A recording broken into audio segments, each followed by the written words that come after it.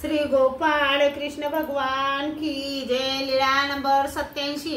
रावस गावी महादेव पाटकाचा पाणी भात व बाबूड शेंगा स्वीकार। रावस गावाला यात्रेकरूंचा मेळावा पोहोचला। रावस गाव हे तीर्थाचे गाव म्हणून बोने बायांनी रात्रीचे सर्व पदार्थ संपविले।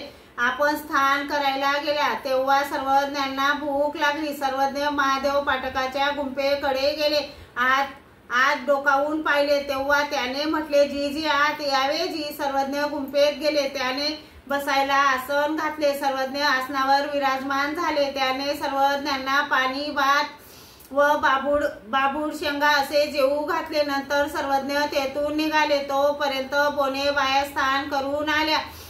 त्यांनी स्वयंपाक केला। सर्वज्ञांना जेवू घातले। सिद्धनाथाच्या देवळाच्या वायव्य कोपऱ्यात यात्रेकरूंचा मेळा उतरला होता। त्या ठिकाणी सर्वज्ञांचा मुक्काम झाला। श्री गोपाळ कृष्ण भगवान की जय।